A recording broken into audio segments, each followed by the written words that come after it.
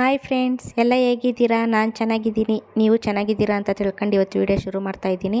ತುಂಬ ದಿನ ಆಯಿತು ವೀಡಿಯೋ ಹಾಕಿ, ಹಾಕೋಕ್ಕಾಗಿಲ್ಲ, ವೀಡಿಯೋನೂ ಮಾಡಿಲ್ಲ. ಏನೂ ಇಂಟ್ರೆಸ್ಟ್ ಇಲ್ಲ ವೀಡಿಯೋ ಹಾಕೋಕ್ಕೂ ಈ ನಡುವೆ ಯಾಕೋ. ಇವಾಗ ನಾವು ನೈಟ್ ಟ್ರೈನ್ಗೆ ಹೋಗ್ತಾ ಇದ್ದೀವಿ. ಏನು ಟ್ರೈನ್ ಎಲ್ಲ ತೋರಿಸ್ತಾ ಇದ್ದೀವಿ, ರೈಲ್ವೆ ಸ್ಟೇಷನ್ ಅಂತ ಅನ್ಕೋಬೋದು. ಈಗ ನೈಟ್ ಟ್ರೈನ್ಗೆ ನಂಜನಗೂಡಿಗೆ ಹೊರಟಿದ್ದೀವಿ. ಹರಕೆ ಇತ್ತು ನಂಜುಂಡೇಶ್ವರಂಗೆ ಹರಕೆ ತೀರ್ಸೋಕೆ ಹೋಗ್ತಾ ಇದ್ದೀವಿ. ನನ್ನ ಮಗನಿಗೆ ತುಲಾಭಾರ ಮಾಡಬೇಕಾಯ್ತು. ಅಕ್ಕಿ ಬೆಲ್ಲ ಕೊಡ್ತೀನಿ ಅಂತ ಹರಕೆ ಮಾಡ್ಕೊಂಡಿದ್ದೆ, ಒಂದು ತೂಕದಷ್ಟು. ಇವಾಗ ಹೊರಟಿದ್ದೀವಿ.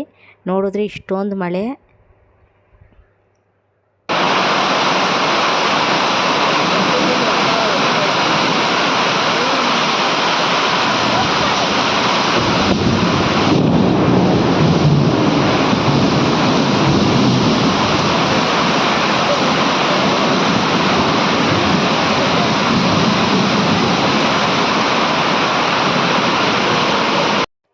ಈಗ ಬೆಳಿಗ್ಗೆ ಒಂದು 6 ಗಂಟೆ ಟೈಮು.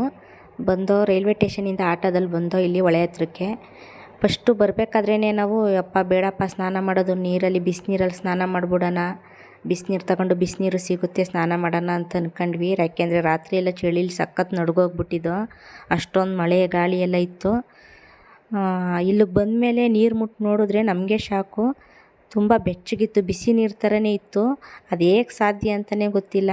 ತುಂಬ ಖುಷಿಯಾಯಿತು. ಫಸ್ಟೇ ನಂಗೆ ನೀರಲ್ಲಿ ಆಡೋದು ಅಂದರೆ ತುಂಬ ಇಷ್ಟ. ತುಂಬ ಖುಷಿಯಾಯಿತು ಅವಾಗ. ಒಂಚೂರು ಚಳಿ ಆಗಲಿಲ್ಲ. ಅದಕ್ಕೆ ಫಸ್ಟು ನೀರಲ್ಲಿ ಸ್ನಾನ ಮಾಡಿಬಿಡೋಣ ಅಂದ್ಬಿಟ್ಟು, ನೀರು ಮುಳುಗೋಣ ಅಂದ್ಬಿಟ್ಟು ನಾನೇ ಫಸ್ಟ್ ಹೋದೆ. ಅಪರೂಪಕ್ಕೆ ಬರೋದಲ್ವ ಈ ಥರ. ಒಬ್ರಿಗೆ ನೀರು ಕಂಡ್ರೆ ಭಯ ಇರುತ್ತೆ, ಆದರೆ ನನಗಂತೂ ಅದು ಎಷ್ಟೊತ್ತು ನೀರಲ್ಲಿದ್ರೂ ಬೇಜಾರಾಗಲ್ಲ. ತುಂಬ ಖುಷಿಯಿಂದ ಇರ್ತೀನಿ. ತುಂಬ ಇಷ್ಟ ನನಗೆ ನೀರಲ್ಲಿ ಆಡೋದು ಅಂದರೆ. ಇವಾಗ ಸ್ನಾನ ಮಾಡ್ತಾಯಿದ್ದೀವಿ ನೀರಲ್ಲಿ. ನನ್ನ ಮಗನೂ ಸಿಕ್ಕಿದೆ ಚಾನ್ಸು ಅಂತ ಈಜೊಡಿತವನೆ. ರಾತ್ರಂತೂ ನಿಜವಾಗ್ಲೂ ಯಪ್ಪ 12 ಗಂಟೆವರೆಗೂ ಏನು ಮಳೆ ಇರಲಿಲ್ಲ. ಆಮೇಲೆ ನೋಡಿದ್ರೆ ದಿಢೀರಂತ ಅಷ್ಟೊಂದು ಗಾಳಿ ಮಳೆ ಬಂದ್ಬಿಡ್ತು. ನಮ್ಗೆ ಟ್ರೈನ್ ಬಂದ ಮೇಲೆ ಆದ್ರೂ ಮಳೆ ಬಂದಿದ್ರೆ ಪರವಾಗಿರ್ತಾ ಇರಲಿಲ್ಲ.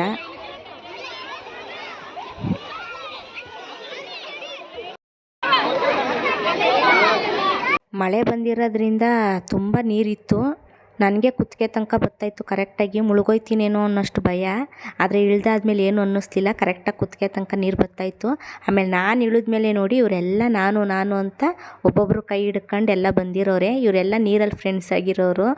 ಎಷ್ಟು ಖುಷಿಯಿಂದ ಆಟ ಆಡಿದ್ದೀವಿ ಅಂದರೆ ನಿಜವಾಗ್ಲೂ ನಮಗೆ ನೀರಿಂದ ಆಚೆ ಬರೋಕ್ಕೆ ಇಷ್ಟ ಆಯ್ತಾ ಇರಲಿಲ್ಲ. ಅಷ್ಟೊಂದು ಚೆನ್ನಾಗಿತ್ತು. ಈಗಲೂ ನೆನೆಸ್ಕೊತಾ ಇರ್ತೀನಿ.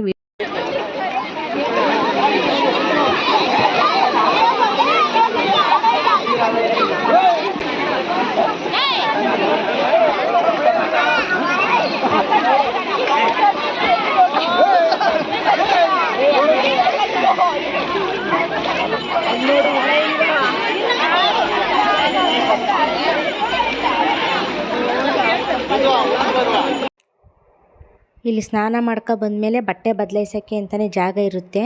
ಆದರೆ ಇಲ್ಲಿ ಹೊಳೆ ಮೇಲ್ಗಡೆನೇ ಇದೆಯಲ್ಲ, ಅಲ್ಲಂತೂ ಚೆನ್ನಾಗಿಲ್ಲ. ಅದಕ್ಕೆ ನಾವು ಬಟ್ಟೆ ಬದಲಾಯಿಸೋಕ್ಕೆ ಅಂತಲೇ ರೂಮ್ ಇರುತ್ತೆ.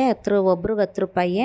ಅಲ್ಲಿ ನೀರು ಬದಲಾಯಿಸ್ಕೊಳ್ಳೋಣ ಅಂತ ಹೋದ್ವಿ. ಅಲ್ಲಿ ಬದಲಾಯಿಸ್ಕೊಬಂದು ನೋಡಿ ಇಲ್ಲಿ ರೆಡಿ ಆದೋ. ಇವಾಗ ಬೆಳಿಗ್ಗೆನೇ ದರ್ಶನ ಆಗೋದ್ರು ಸರಿ, ಆಮೇಲೆ ತುಂಬ ರಶ್ ಆಗಿಬಿಡುತ್ತೆ. ಇವಾಗ ಹೊರಡ್ತಾ ಇದ್ದೀವಿ ರೆಡಿ ಆಗಿಬಿಟ್ಟು.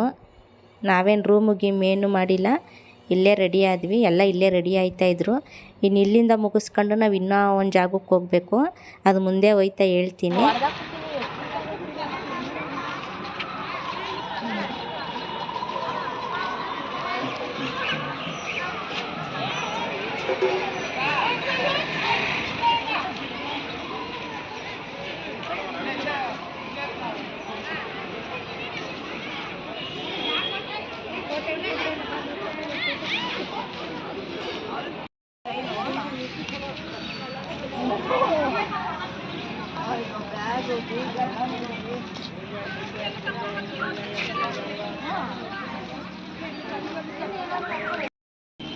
ಹಂಗೆ ಒಂದು ಫೋಟೋ ತೆಗಿತೀನಿ.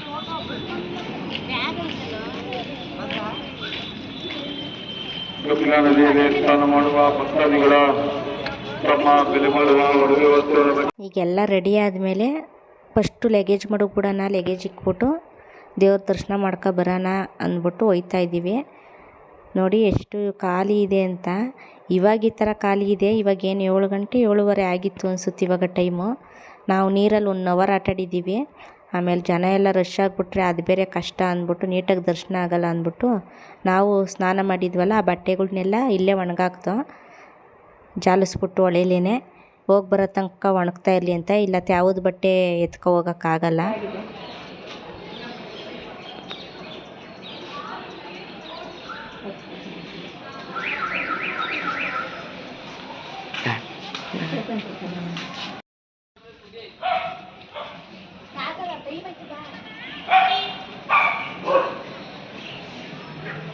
ಬಾ ನಾಯಿ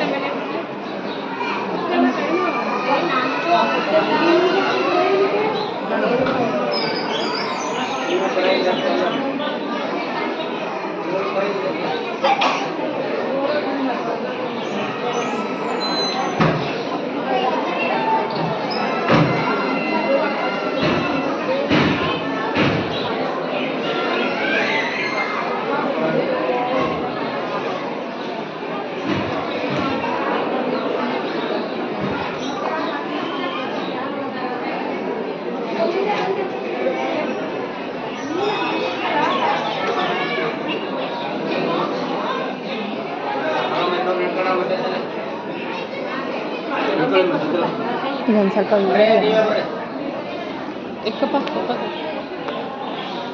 ಆನ್ ಮಾಡೋದು ತೆಗಿಯದಾ